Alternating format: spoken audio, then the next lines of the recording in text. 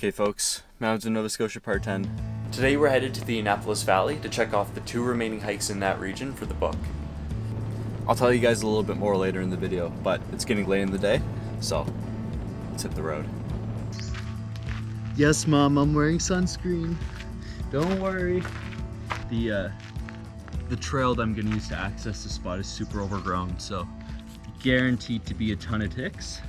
As someone who spends a lot of time in tick-infested areas, Atlantic is amazing. Works really well. Highly recommend. Pause the video right now and leave a comment saying how many ticks you think I'm gonna get. We'll place some bets here. So like I said, this is stop 1 of 2 today. And this place doesn't have an official name. It's unofficially called Digby Gut Cliffs because, well, it's a very impressive sequence of cliffs that overlook the Digby Gut.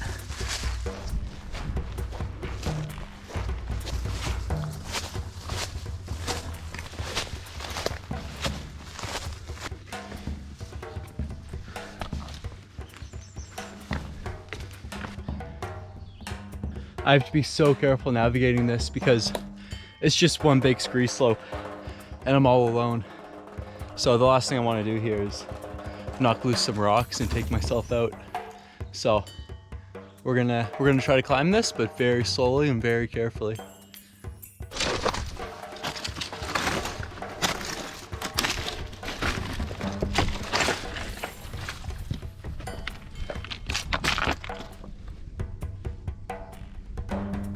I had just started climbing and I found myself underneath some pretty sizable boulders that were not very secure.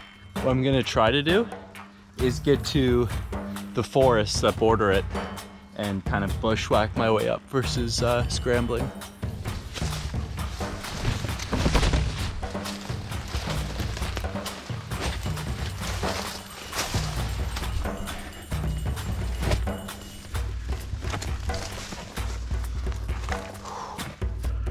What a view already.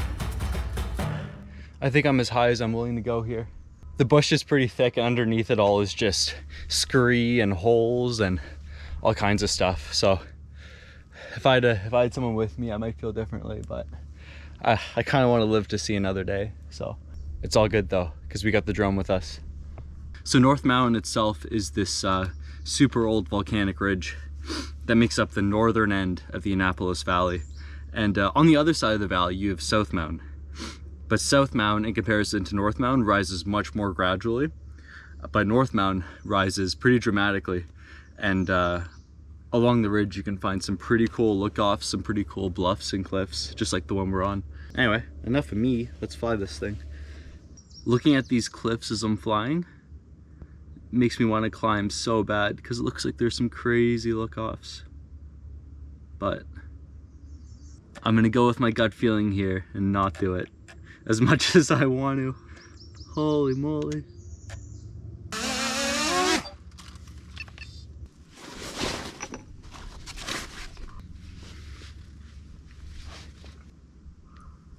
Have I been rolling this whole time?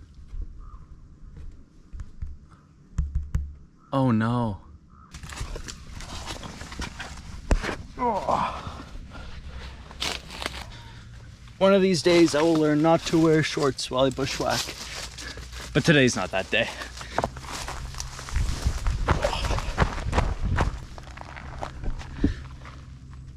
Whoever guessed 1 tick, you are correct.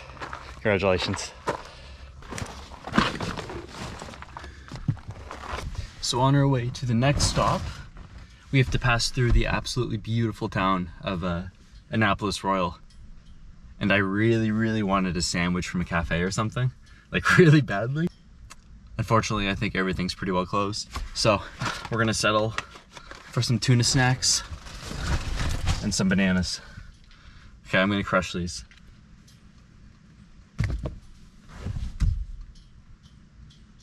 Let's rock and roll.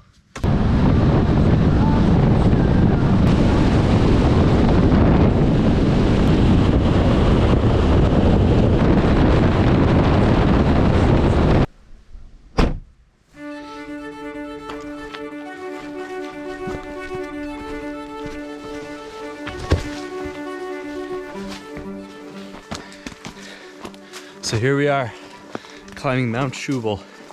The last mountain,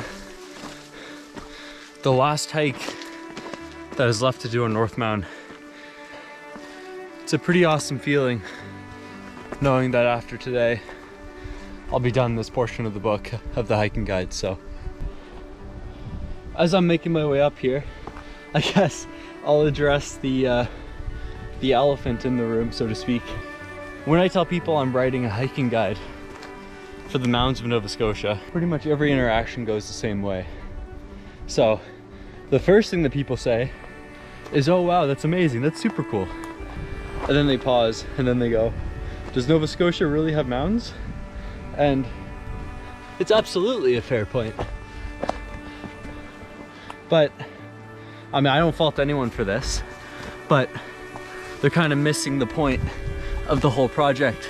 The whole point of writing a hiking guide for the mountains of Nova Scotia is I grew up here in Nova Scotia and I loved it, but I mean, for as long as I remember, I've been obsessed with mountains, and I just want to look at pictures of them and videos all day and learn about different mountains all over the world.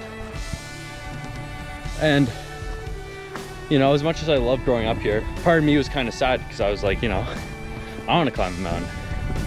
So growing up, I would always kind of seek out hikes that had look-offs or maybe took you up to some big bluff. Castle Rock was actually the first hike I ever did as a kid where I was like, oh wow, this kind of scratches that itch a little bit. Long story short, hills, bluffs, mountains, cliffs, call it whatever you want. I can't fault you either way. But really, the goal of this whole thing is, if you're living in Nova Scotia, where can you go to get that mountain vibe? That's kind of the whole purpose of this project. And that being said, regardless of your definition, I don't think it's fair to say that we don't not have mountains. I mean, first of all, if we don't have mountains, then there's a lot of places we gotta rename, because we have a lot of places that have mountain in the title.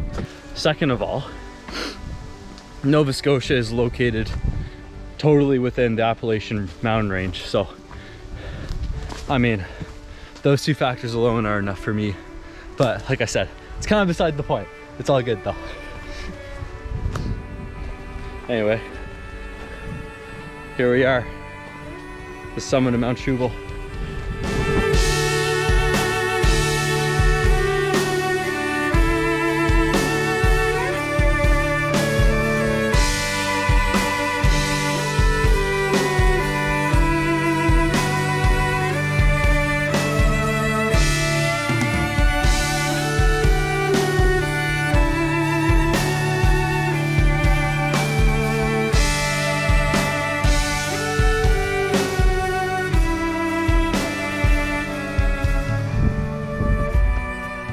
By Mount Shubal.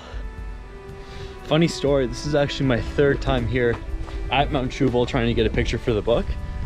The first time was so early on in the whole book writing process that I hadn't really figured out what I needed to actually do for each hike yet. So I got here, hiked it, and then just didn't take any pictures. And then the second time, the following summer, I drove out here, hiked it again, and then my drone didn't work. So here we are 3 years later, and finally got it done.